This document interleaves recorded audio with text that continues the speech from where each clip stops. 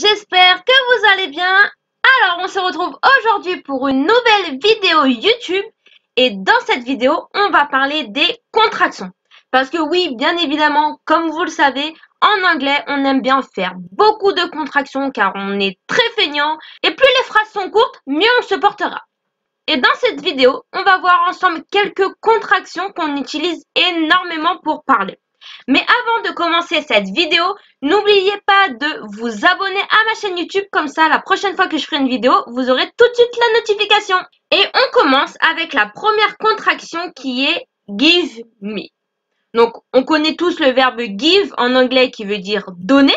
Donc give me, donne-moi. Et comment on va pouvoir contracter give me?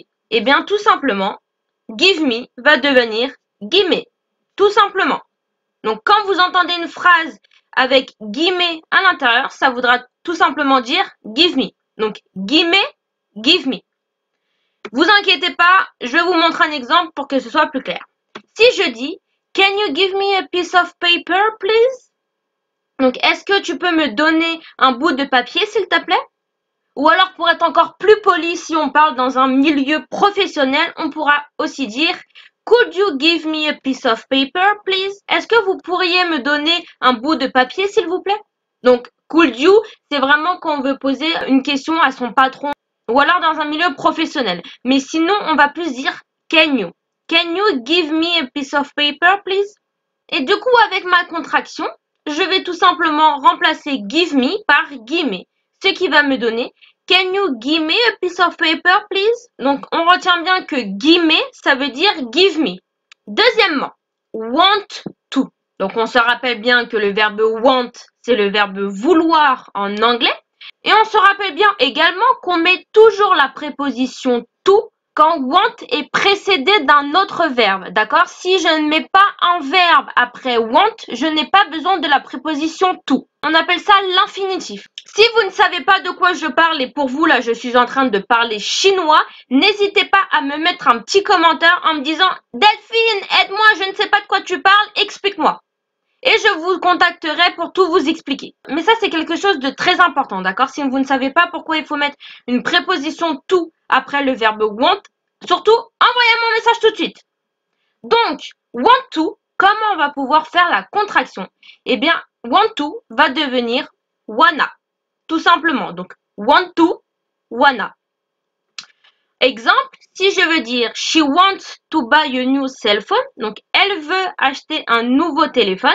Et vous entendez bien dans ma prononciation, j'ai bien prononcé le S à she wants. D'accord? Je ne dis pas she want, je dis bien she wants. Et après mon verbe want, j'ai bien un verbe qui est le verbe buy, donc acheter. Donc je mets bien la proposition to. She wants to buy a new cell phone.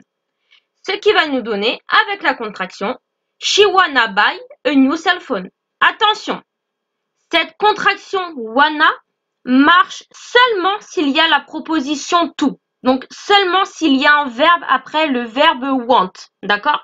Si je n'ai pas de préposition. Si j'enlève le verbe buy et que je dis she wants a new cell phone, je ne vais pas avoir besoin de la préposition to. Je devrais simplement dire she wants a new cell phone. Et comme je n'ai pas la proposition to, la contraction ne marche pas. D'accord? Wanna, c'est vraiment la contraction entre le verbe want et la préposition to. Si je n'ai pas la préposition to et que j'ai seulement le verbe want, la contraction ne marche pas. Donc, ne me dites pas she wanna a new cell phone. Ce sera incorrect. D'accord? C'est soit she wants a new cell phone ou alors she wanna buy a new cell phone. Attention à ça, on se rappelle bien que wanna, c'est la contraction du verbe want et de la préposition to. Si je n'ai pas la préposition to, wanna ne marche pas. D'accord? Et on laisse mon verbe tranquille, on laisse want. She wants a new cell phone. Et là, dans ces cas-là, j'ai bien la préposition to. Donc, si je dis she wants to buy a new cell phone, je peux faire la contraction et dire she wanna buy a new cell phone. Troisièmement, going to. Donc, going to n'a pas de traduction en français. Pourquoi? Parce que c'est un indicateur du futur. J'ai déjà fait une vidéo YouTube sur le futur avec going to. Donc n'hésitez pas, si vous avez un doute ou si vous vous en rappelez plus, à aller voir la vidéo. Et si vous avez rien compris ou si vous voulez plus d'explications, n'hésitez pas à me mettre en commentaire un petit help Delphine et j'arriverai à votre secours. Alors, donc going to, la contraction va être tout simplement gonna. Donc going to, gonna. Par exemple, si je dis John is going to watch a movie with me tonight. John va regarder un film avec moi ce soir. Et maintenant, on va voir donc la phrase sans going to mais avec gonna, ce qui va nous donner John is gonna watch a movie with me tonight. Donc là, c'est exactement la même chose. La contraction gonna marche seulement s'il y a going to. Si vous avez une phrase avec le verbe go plus ing, donc going, sans la préposition to, la contraction gonna ne marche pas. D'accord? Donc gonna, c'est vraiment la contraction entre going et to. S'il n'y a pas les deux, la contraction gonna ne marche pas.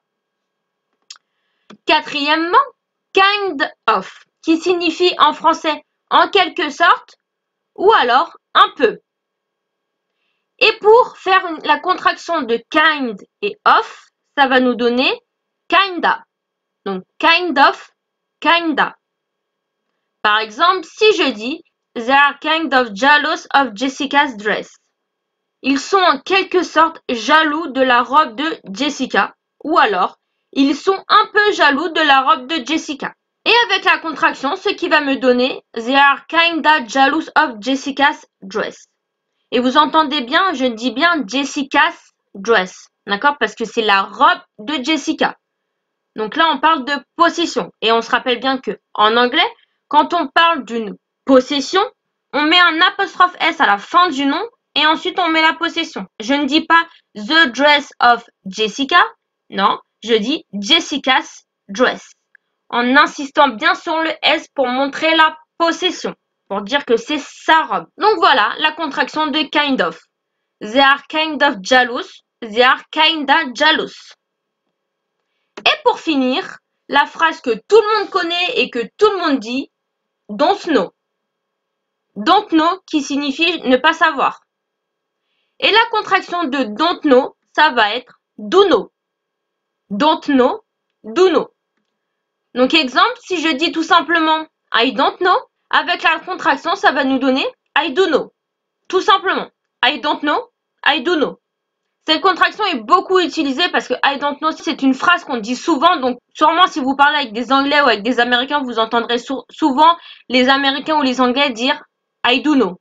Donc, si vous entendez ça, I do know, ça voudra dire I don't know. Et voilà, c'est tout pour cette petite vidéo sur les contractions. J'espère qu'elle vous a beaucoup plu et que vous avez pu en apprendre beaucoup. Si vous avez aimé la vidéo, n'hésitez pas à mettre un petit like, ça me fera énormément plaisir. N'hésitez pas également à me mettre en commentaire s'il y a des questions sur la vidéo, des choses que vous ne savez pas. Par exemple, si vous ne connaissez pas l'infinitif ou alors si vous ne connaissez pas le futur, comme ça je pourrais vous expliquer. Ou alors tout simplement, si vous avez aimé ou pas aimé la vidéo, si c'est possible, n'hésitez pas à me le mettre en commentaire et me dire quel type de vidéo vous aimeriez bien avoir sur la chaîne YouTube. Comme ça, moi, ça me donnera des idées et comme ça, je saurai quel type de vidéo pourra effectivement vous plaire et pourra vous aider bien évidemment à améliorer votre anglais. Et voilà, donc surtout avant de partir et de quitter la page, n'hésitez pas à mettre un petit like et à vous abonner à ma chaîne YouTube pour avoir une notification dès que la prochaine vidéo sortira. En attendant, je vous fais des gros bisous et je vous dis à plus tard pour la prochaine vidéo.